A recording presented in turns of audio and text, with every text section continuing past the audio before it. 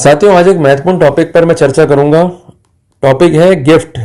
क्या हमें disproportionate of asset के केस से बचा सकता है या नहीं।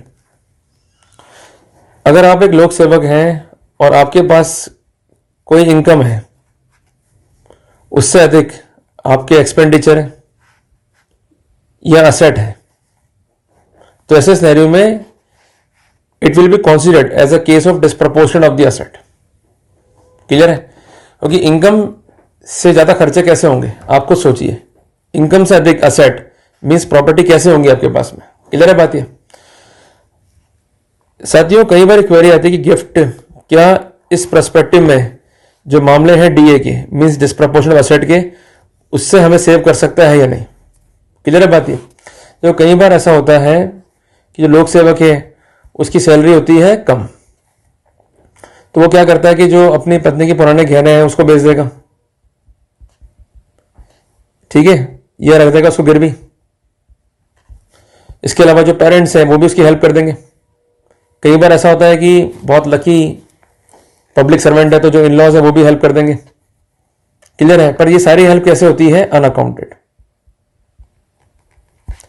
जब भी आपके घर में सर्च होगा और उनको मिल गई एसेट और उसका आपके पास कोई जस्टिफिकेशन नहीं है, तो ये मान के चलिएगा कि आपके ऊपर निश्चित तौर पे कार्रवाई होनी ही होनी है डिस्प्रपोर्शनेट ऑफ असेट प्रकरण के तहत। क्लियर है? आप गलत नहीं हो, पर आपने हालात ही ऐसे पैदा कर दी है कि आपके खिलाफ जो है एक जिम्मेदारी बन गई कानून के अंदर। क्लियर है बात ये? भाई अक्सर क्या ट्रेंड है हम हिंदुस्तानियों का कि हेलमेट पहनेंगे नहीं जहां पहनना चाहिए, तो इसके दो नुकसान है, जनसंख्या भी बढ़ रही है और इसके अलावा अगर फोटो खिंच गई तो चालान भी कट जाएगा। सीट बेल्ट जो हम लोग पहनते नहीं है, पर जहां भी कैमरा आएंगे तुरंत जो है चढ़ा लेंगे फिर उतार देंगे। अब जरा सोचो कि कार की जो एजेंसी है वो एक व्यवस्था जो है डाल दे कार में कि कार चल रही है और आपने लगाई नहीं सीट बेल्ट और आपका चालान कट जाए, तो फिर आप क्या करोगे? सीट बेल्ट आप खोलोगे नहीं। क्लियर है बात ये?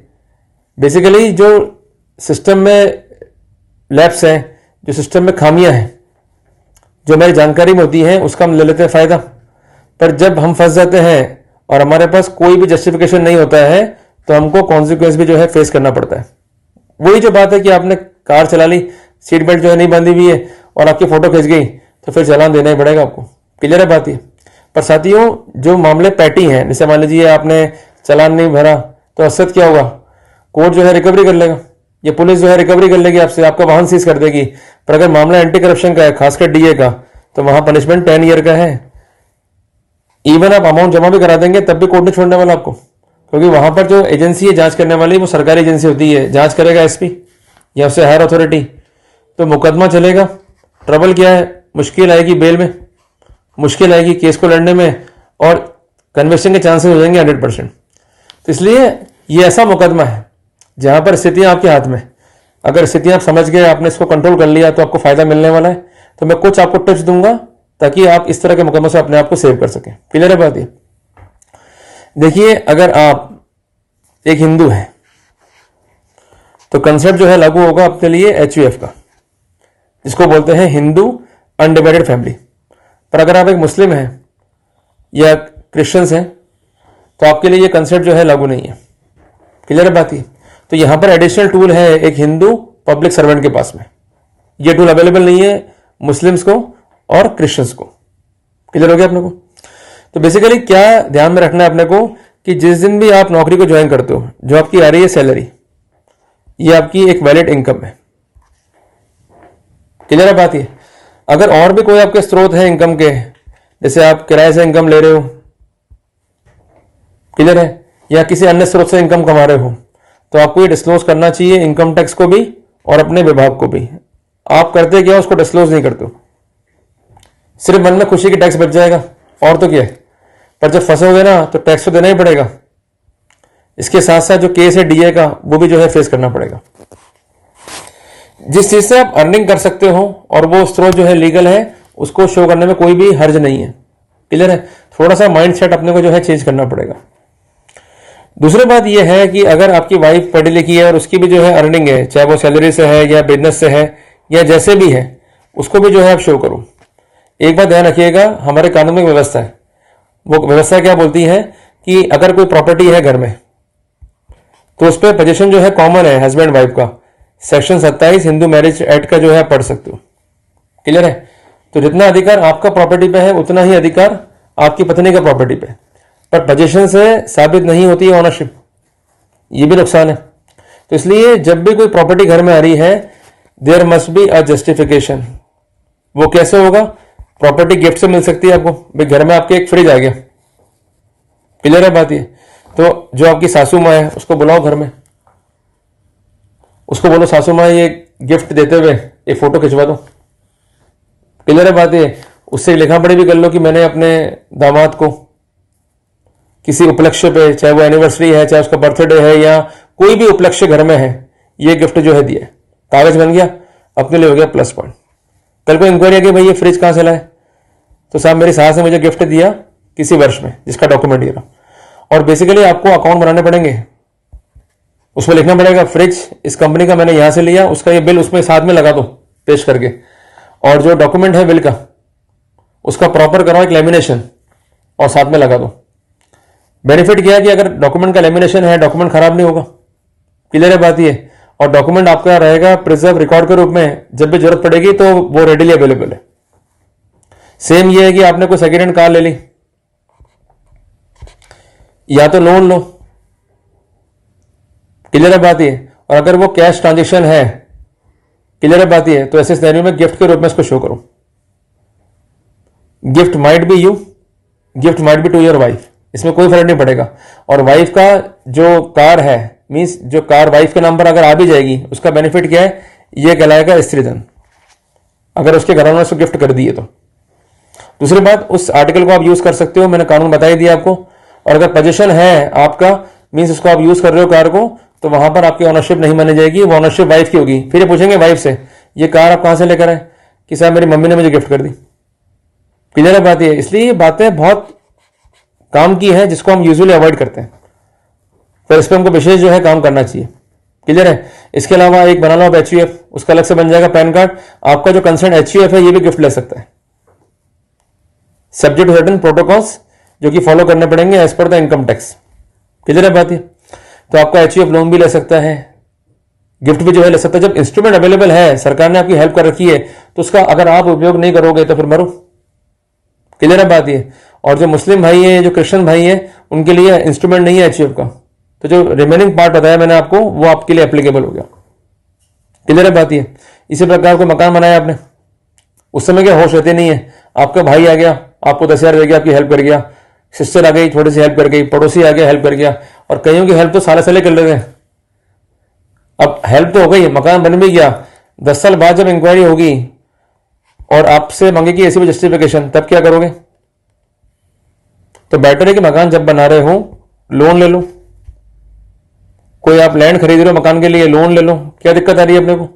बल्कि अपने को आधार मिलता है कि हमने बेईमानी नहीं करी है, जो कुछ सामने, क्लियर है बात ये।